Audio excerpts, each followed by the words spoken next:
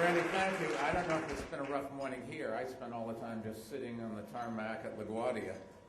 We started out very early, thinking we would not have any problems whatsoever, and then we kept getting delayed, and you kept looking at the radar map and saying why, but the FAA knows better, and all's well that ends well. Thank you for having me, and it's great to be down here. I love the Chamber of Commerce. I used to be a member many years ago, and I'll tell you a quick story. Tom Donahue cost me a lot of money.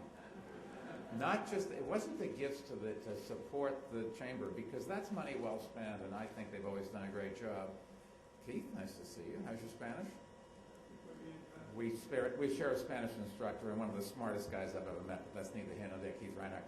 But the point is that when I left the chamber, Tom gave me a beautiful porcelain eagle. The trouble was I was already the mayor, and the mayor can't take gifts.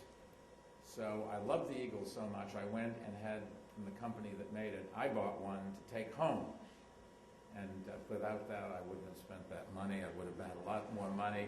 My girlfriend would have been able to have a better wardrobe, all of those things, my kids, another horse. Anyways, thank you for the opportunity to come here and speak. I'll assure you that my remarks will not run too long.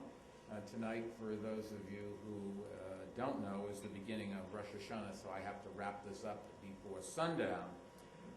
This is the Jewish year 5772, which is ironic because 5772 AD is when some people say we're going to see a bipartisan budget agreement. Have to use the math to get there, folks, but it's tough this hour of the morning. Seriously, 3 Septembers ago, as the global banking industry meltdown continued, our nation faced really the prospect of economic collapse.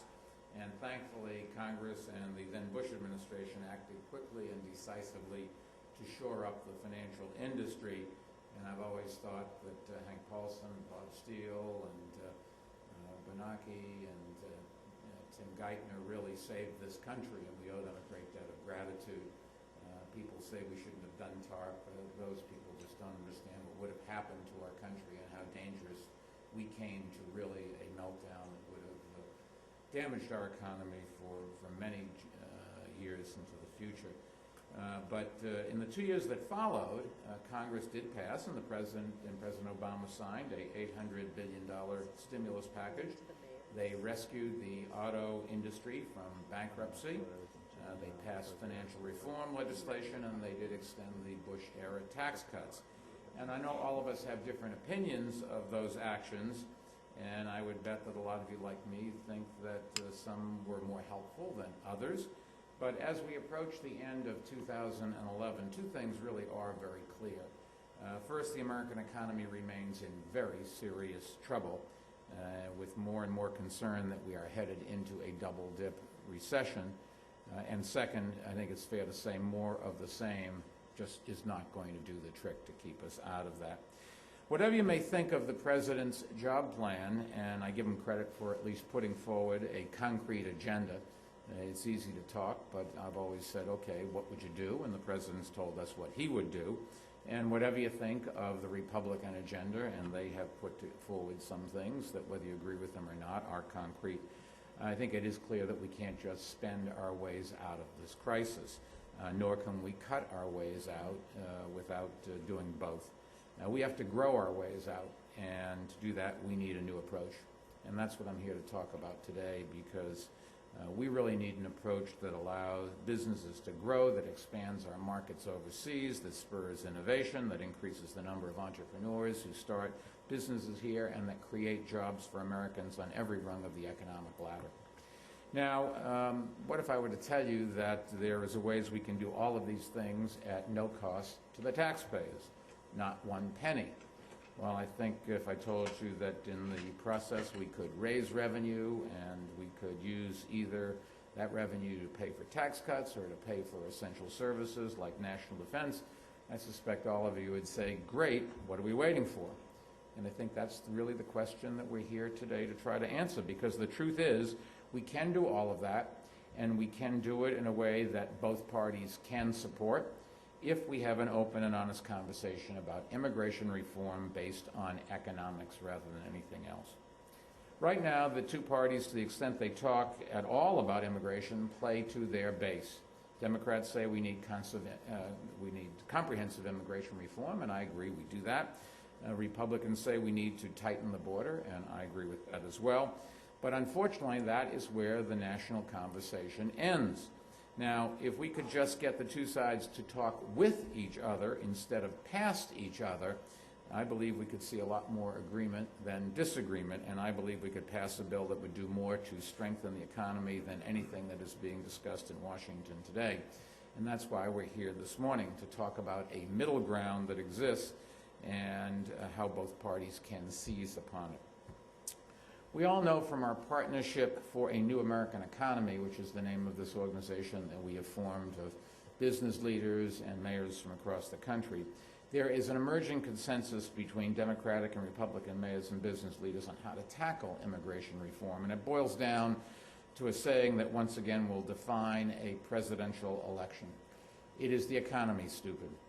And as the two parties are locked in a standoff over how to create jobs, immigration reform based on our national economic needs offers a unique opportunity, I think, to both of them. It does not require either party to walk away from its position on taxes or spending. Instead, the two parties could produce legislation that is consistent with their political principles, that reflects sound economics, that will put thousands of Americans back to work, and that would be popular with the voters back home. And today I'd like to talk with you about 4 ideas that I think should form the basis of that legislation. They are not a panacea. There is no such thing. But there is no doubt that they would strengthen our economy and put us on track to create the jobs that our country needs. First, both Democratic and Republican business leaders and mayors agree that our visa distribution should be better aligned with our economic needs. Every year, we admit more than 1 million new permanent residents, but 85% of the visas we hand out are for those seeking family reunification or refuge from harm, while only 15% of visas are given for economic reasons. And the real number is probably something more like 7% because many bring their spouses and children. Now, there's no question that family reunification and humanitarian relief are vitally important. They reflect the values that have long sustained our country. But immigrants have done even more than shape our culture. They have built our economy. And we need them to help us to continue building it, particularly at this point in our history. Allocating only 15% of visas based on economics is just terrible public policy, and it really is holding our economy back. In today's global marketplace, we cannot afford to keep turning away those with skills that our country needs to grow and to succeed. It is sabotaging our economy. I've called it national suicide, and I think it really is. And that's why I think we should dramatically expand the number of green cards available for the best of the best, the highest skilled workers we need to join the U.S. economy permanently. These high-skilled workers will not only help create thousands of jobs, they'll also give us knowledge of foreign markets that will help U.S. businesses increase their exports. One study found that a 1% increase in immigrants working in managerial and professional jobs leads to a 3% increase in U.S. exports to their home countries. And you can just take the example of Caterpillar, a company famous for its bulldozers and other heavy equipment. Fully 60% of Caterpillar sales are international. But to design the bulldozer that we sell in China, Caterpillar has to know how the Chinese approach construction and infrastructure. And having a few Chinese engineers in senior positions goes a long ways to fulfilling that need and making sure that their products are saleable overseas and competitive. The second idea that both Democratic and Republican business leaders and mayors agree on is that foreign students who are earning advanced degrees in technical fields from our universities should be eligible to work here permanently. Foreign students account for nearly 2/3 of those who earn a computer science or engineering PhD from a U.S. institution. 2/3. These are the individuals who make the discoveries and innovations that propel businesses and create jobs for Americans. And they're already here on our soil. But when they graduate, our immigration system has no permanent path designed for them. After a brief grace period to stay and work, our laws allow most of them only cumbersome temporary visas and a long, uncertain path to a green card, limited by a tangle of restrictive rules and quotas. Now, turning these students out of the country is, to put it bluntly, about the dumbest thing that we could possibly do. Other countries are bending over backwards to attract these students, and we're helping them to do it. We become the laughing stock of the world with this policy. The fact is, there is no such thing as too many engineers, too many scientists, or too many technological innovators. We need all of them in this country. Foreign students who earn advanced degrees from a U.S. university in science, technology, engineering, or math, what has come to be called the STEM fields, S-T-E-M, should be able to remain and work indefinitely after the graduation. Let's offer them green cards when they finish their degrees, and then we can get down to the real business of convincing them to stay, because that's not a foregone conclusion either. We are in competition with the rest of the world for the best and the brightest. We have to make sure that they and their families want to stay here. And unfortunately or fortunately, the truth of the matter is there are lots of alternatives for people in this day and age. The third key idea that both Democratic and Republican business leaders and mayors agree on is that we should stop turning away so many entrepreneurs who want to come here and start businesses. These businesses will hire American workers, and immigrants are more than twice as likely as those born in America to start a new company. And a recent study shows that U.S. job creation in the last 30 years is entirely attributable to startup companies. 1/4 of U.S. engineering and technology companies started during the dot-com boom have a foreign-born founder. 40% of all venture-backed high-tech companies successful enough to conduct a public stock offering had an immigrant founder. And out of the last year's Fortune 500, including many long-standing giants of American business, more than 40% were founded by immigrants or the children of immigrants. But as with foreign students, our immigration system has no real path for foreign entrepreneurs, even if they have a bright business idea that has already attracted investors. So these entrepreneurs are finding other countries that are smart enough to take them and their new businesses. And to double the pain, U.S. capital that could have seeded economic growth here at home, disappears overseas with them. Let me tell you a story. The story of just one entrepreneur who wanted to grow in the United States. It's about a Canadian named Eric Deep, D-E-E-P. He joined the long parade of software developers who have gone to Silicon Valley seeking opportunity and capital. He found success with an online quiz program that quickly attracted over 1 million users and also attracted the interest of U.S. investors. They wanted Deep to start a company to sell the program. But Deep couldn't get a visa to stay in the United States. And his ability to build a company that could have created U.S. jobs, got him nowhere with our immigration system. So his investors gave up. The opportunity passed, and Deep went home to Canada. It's no surprise what happened with Deep's next idea. He and 2 other Canadians had creative ideas for a business selling video games to play on smartphones. Deep was able to convince U.S. investors to get on board. But this time, his partners have chosen to grow their company in Vancouver, Canada, where they have less trouble getting visas for their employees. And of course, over the border to Canada went U.S. capital and the jobs that could have been created in the United States. This is just craziness, but we can stop it by offering a conditional visa to immigrants who have capital to back their business ventures. If the new company successfully creates jobs for American workers, the entrepreneur would receive a green card to stay and grow the business into the future. America already has some of the most enterprising individuals on earth, but entrepreneurs are like engineering PhDs and computer scientists. You just can't have enough of them, particularly when we have an enormous number of people unemployed in this country. People say, why bring more immigrants into this country when you have unemployed? because that's the solution to the unemployment problem in this country. More jobs being created by more businesses. Fourth, and finally, both Democratic and Republican business leaders and mayors agree that we should expand and streamline our existing tools for attracting talent to our country. Temporary visas like the H-1B program help fill critical gaps in our workforce, but the numbers are too few and the filing process too long and unpredictable. In many years, the visas have been exhausted in mere days, and even in the midst of the national recession, the visas have run out before the end of the year for which they're authorized. This leads to critical shortfalls, not only in the software industry, but also in fields like engineering, electronics, pharmaceuticals, medical research, and aerospace. This is just absurd, to deny American companies access to the workers they need.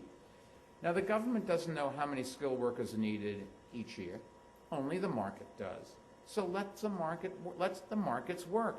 And you can do that by eliminating the cap on H-1 visas. Another arbitrary cap we should eliminate at the same time is the one that limits employment green cards by country.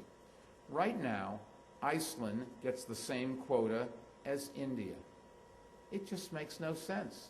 I have nothing against Iceland, but just think about where the next engineers and the entrepreneurs are going to come from. We'll get some from Iceland, and we love to have them come here. But just because of size, you're much more likely to get an awful lot from India. This just makes no sense. Why should we care what country a skilled immigrant comes from? These quotas mean that high-skilled employees from China and India can face a wait of up to 10 years for a green card, and during that time, they are prohibited from getting a promotion or taking a new job. No wonder why many return home, and that's a loss not just only for American companies that invest in them, but for our entire economy, because they return home to help our competitors, these other countries. It's sort of like, think about it this way. The Yankees sending CC Sabathia home to pitch for the San Francisco Giants. I mean, by the way, just in case anybody's interested and anybody's here from San Francisco, it's not going to happen. And the Yankees will go all the way and win the World Series, but just you heard it here first, just so you know. I didn't mean to take all the fun out of it and anticipation and worry, but it's going to happen. Now, each of the four steps that I've just outlined would help the U.S. economy and the American worker. Each would create more jobs, and if we don't take them, we not only will be undermining our economy, we are putting our nation's future at risk. Just look at what other countries are doing to attract the people that we are turning away. In China, the government offers tax breaks, cheap loans, and startup capital to Chinese citizens who are educated overseas and then return to start a business. China has also launched what it calls the 1,000 Talents Program, a campaign to lure back top Chinese scientists with cash and well-funded laboratories. In Israel, the government is spending hundreds of millions of dollars on a program to attract thousands of Israeli expats, particularly scientists, researchers, and doctors, by offering them tax breaks, health insurance, and free tuition for further education. In Chile, the government is seeking entrepreneurs of any background, Chilean or otherwise. A pilot program of the founders of new technology companies there offers startup capital, free office space, reduced red tape, and access to mentors.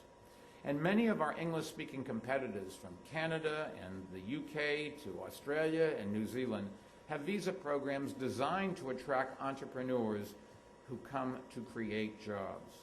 All these countries know that smart visa policies alone can't guarantee that their economies will be successful or will successfully weather every economic storm.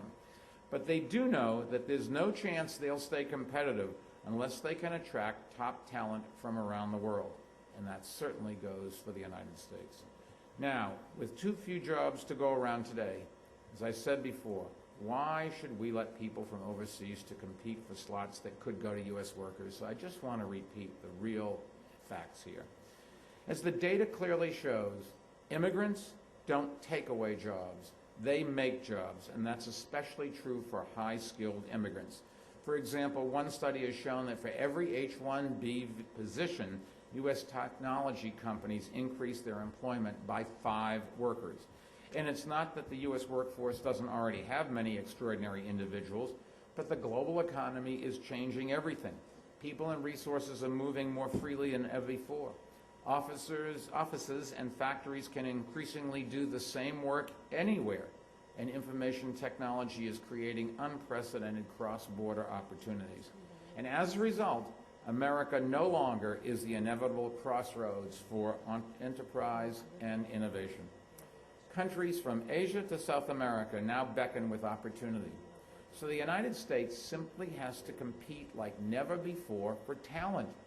That's a competition we can win if we work at it. And we must win if we are going to remain the world's strongest economy and a beacon of hope for people around the world. America has always been that beacon. Exactly 1 month from today, New York City and the entire country will mark the 125th anniversary of America's greatest monument, the Statue of Liberty. Since 1886, Lady Liberty's torch has brought light to the darkest corners of the earth, beckoning to our shores all those, quote, yearning to breathe free. Yet, it is not Lady Liberty's torch, or her crown, or her broken chains that have inspired so much awe. It is her location. The power of her symbol lies in the reality of New York City as a gateway, a golden door to the land of opportunity that is the United States of America. That reality is our history, but it also must be our future. And yet today, we are saying to those who dream of becoming Americans, who dream of coming here to work and start businesses, we don't need you. We don't need your sweat or your skills. We don't need your ideas or your innovations. But nothing could be further from the truth. We desperately need immigrants who want to come here to work, who have the skills our companies need to succeed. The American dream cannot survive if we keep telling the dreamers to go elsewhere. Today, we may have turned away the next Albert Einstein or Sergey Brin. Tomorrow, we may turn away the next Levi Strauss or Oscar de la Renta. And we certainly will be turning away many of the people who, like my ancestors and no doubt many of yours, came to this country with almost nothing except one thing, a desire to work and work and work and work to build a better life for themselves and their families. Now, the debate here in Washington on how to create jobs will not be ending anytime soon. And in all likelihood, the gridlock will not be broken unless the two parties find ways to align their political interests. That's hard to do when each has staked out such entrenched positions. But immigration reform offers both parties a chance to champion a cause that is vitally important to American companies. It offers both parties a chance to show entrepreneurs and business leaders that they understand the needs of the American economy.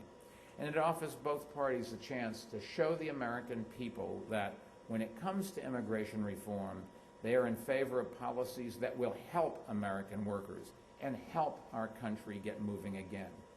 This is a chance we can't afford to miss, and it is up to us, all of us, to convince Congress to seize that chance.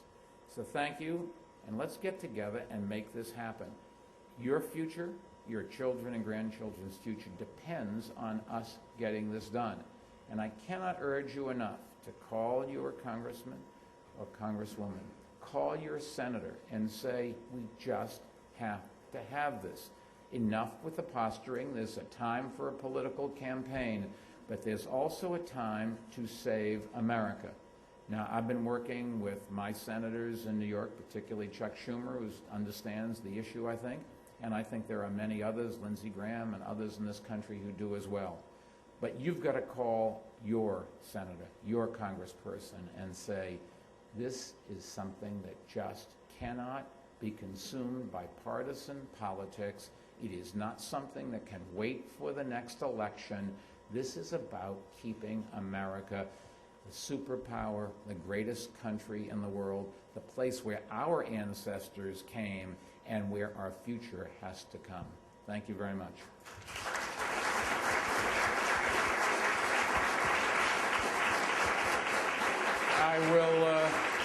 I'll take a couple of questions on topic if anybody has any. Be happy to do that. And if any questions from anybody? So we don't seem to. Yes, sir. Yep, sure. Just to tell everybody who you are, I think might be useful. Welcome to DC. A couple of questions about what you've said. I mean, this is a great program you've laid out. We've seen it in other publications we read about, and it's an interesting platform. What do you do in New York City to encourage immigrants to come to the city and work and make it easier for them to do that? And what would you recommend to other levels of government in prosecuting this particular change in our outlook? Let me answer the question slightly differently, and I come back if it's not adequate. I was asked on television 2 months ago, what do you do about the big industrial cities that have lost their industry and have hollowed out? They have schools with empty seats. They have housing that nobody's living in. They have roads without cars. And I said, what you have to do, because given the political reality and economics, the way it works in the world situation today, you offer visas to people to come to America. You assign them to a city. The deal is they have to live there for 7 years. They have to agree to take no federal, state, or city subsidies whatsoever. But if they stay there for 7 years, you give them and their family full citizenship. Now, let me tell you what happened. America, for all of our problems, and we whip ourselves much too much, we do an awful lot more things right in this country than we do wrong. America is that place where people yearning to be free want to come. The place where people who want to practice their religion and say what they want to say and be in charge of their own destiny and leave their kids in a place where they know that they're going to be able to prosper going forward. You would fill that city, each of those cities, overnight.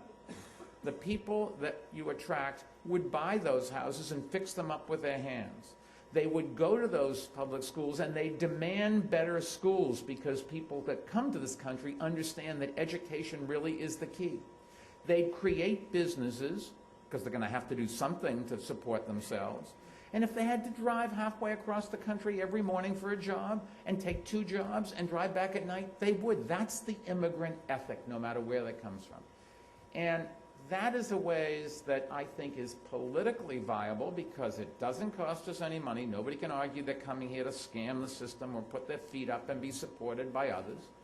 You know they're going to create businesses because otherwise they're going to starve to death and take the jobs maybe that nobody else wants. And one may have said to me, oh, you don't understand, we don't have enough jobs in our city. Yes, he doesn't have enough jobs in that city. And he's never going to have enough jobs unless he gets somebody to come there and to create those jobs.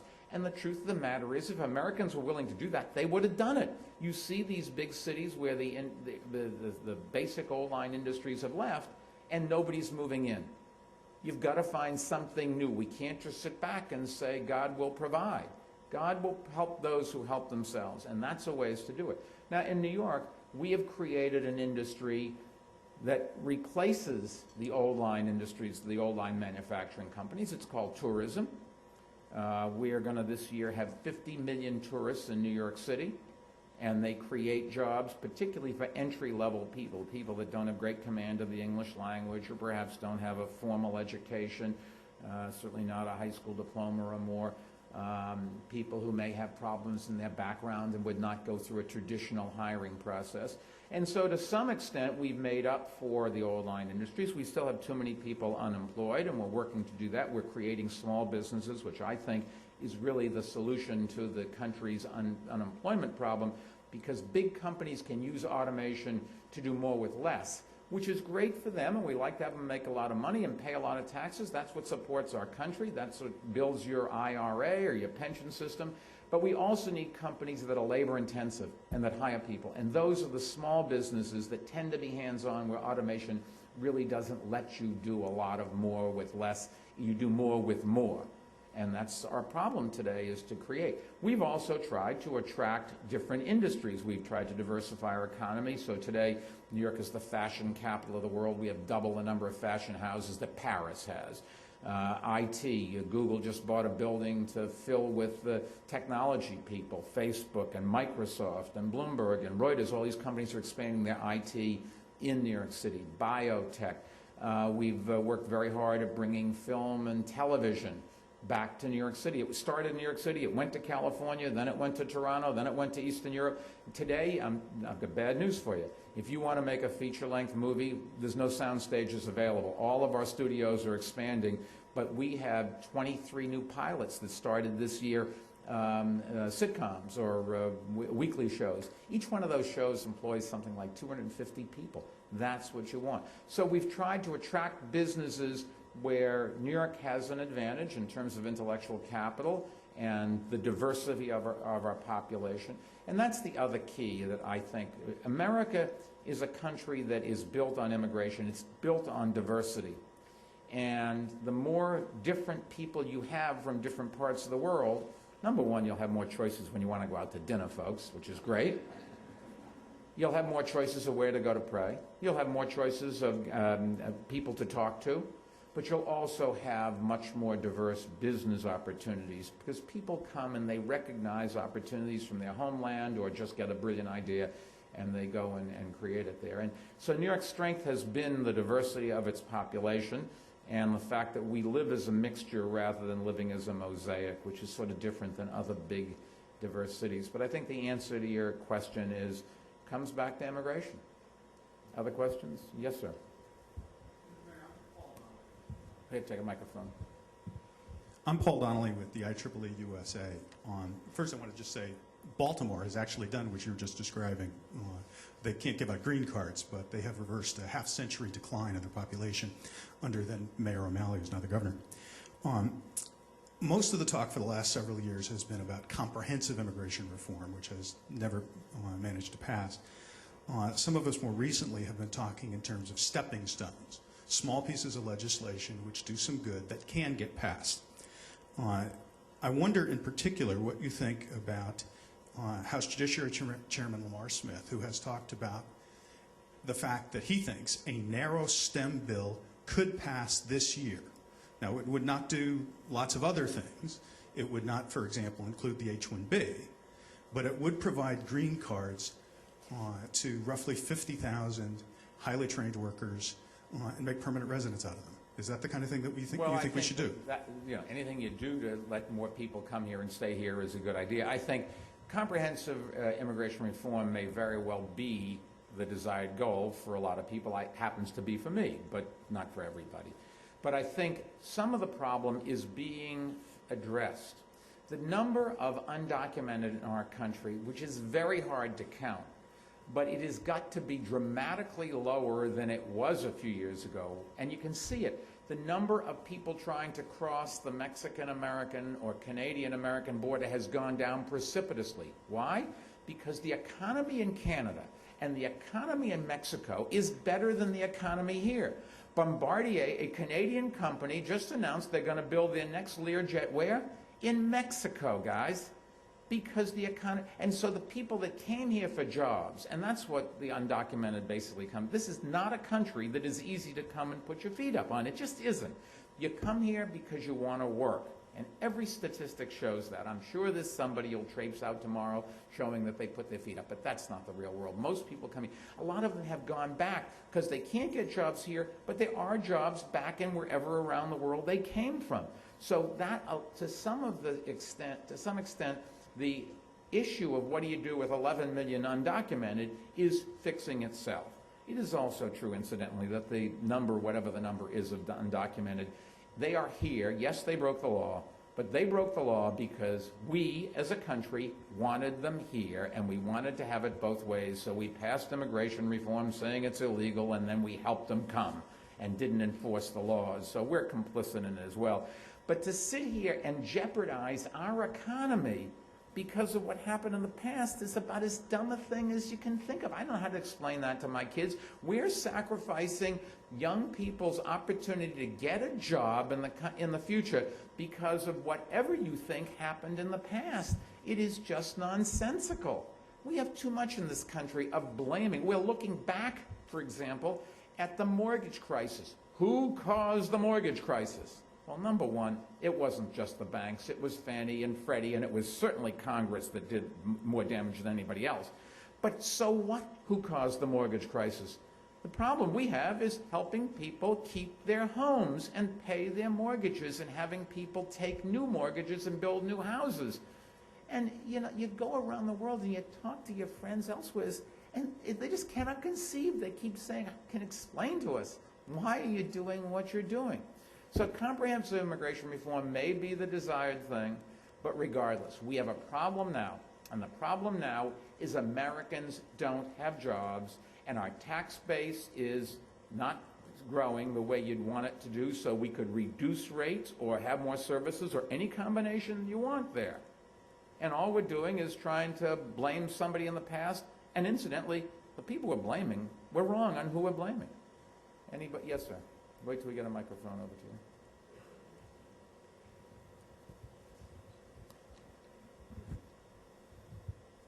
One of the topics you mentioned was entrepreneurship and encouraging people to start small businesses.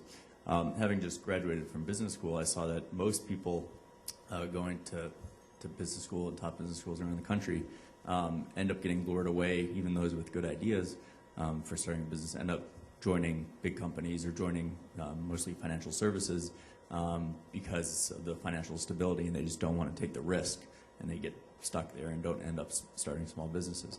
What do you think the government's role should be in encouraging people who should be and are interested in starting businesses but don't want to take the risk? You can encourage small business growth with tax policy.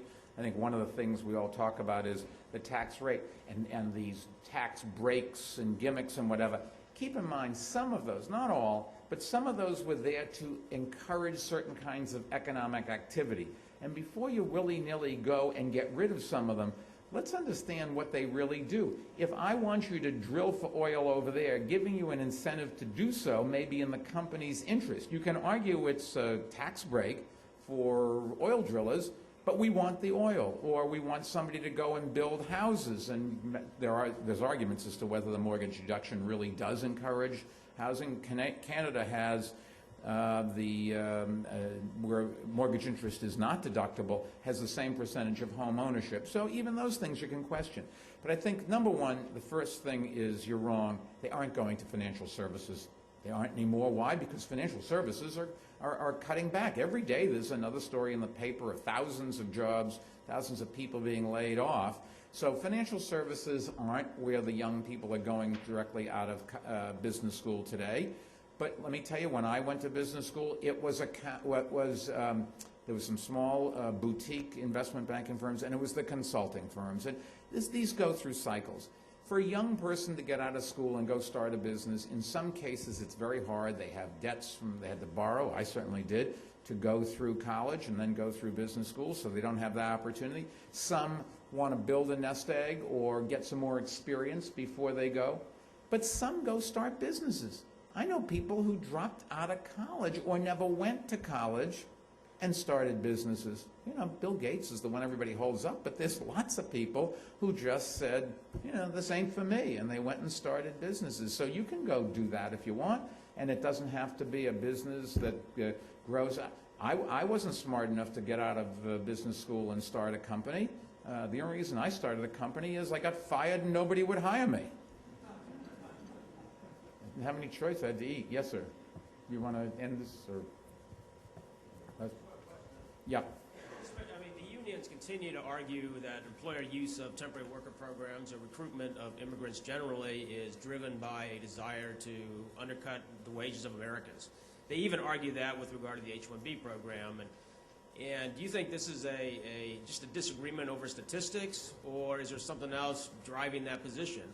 You know, we've been at the other side of the bargaining table with them many years on this issue, and it's sometimes very hard to decipher what's going on. When somebody that's going to start a company, somebody that's an engineer or top-level science engineering, it's hard to argue they take jobs. They create products that then people manufacture and service, and that's where the union membership tends to be, in the manufacturing and service, as opposed to at the creative end, although not totally, but generally. What is clearly true in this country is farmers are moving out of the country. They just can't get anybody to pick the crops. Now, there is the argument a union would make that if you raise the compensation, you would be able to attract people. The problem is your produce would cost so much that nobody would buy it, and there would be plenty of alternatives for people to buy produce grown and packaged elsewhere.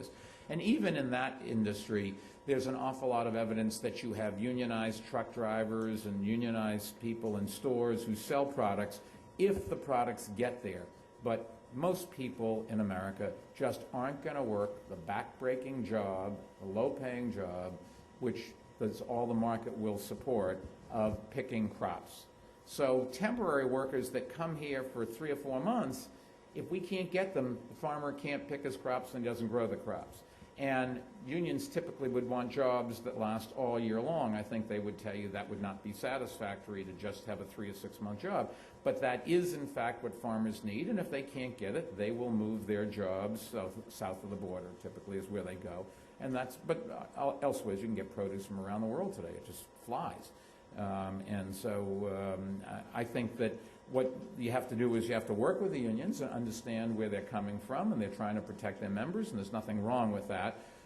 But there's plenty of statistics to show, and plenty of places you can work with the unions, just as Republicans and Democrats have to work together to find, particularly industries where the immigrants would create jobs for their members. That's the way you get them on board. So this really is crucial to America. I hope that behind the scenes there are plenty of people in Congress working because they must be getting pressure from farmers who can't pick their crops, from companies who they solicit for political donations who can't keep growing here and who are expanding overseas. And they've got to be reading the newspapers just like everybody else. We live in a global, competitive, technological world, and nobody's going to put that genie back. And that requires the kind of coming together and doing what's right for the country. And I think that if they don't, the voters will hold them responsible. Now, everybody always says, oh, if you don't vote the way I think, the voters will hold you responsible. But there's an awful lot of unemployed in this country, and there's an awful lot of people who worry about becoming unemployed.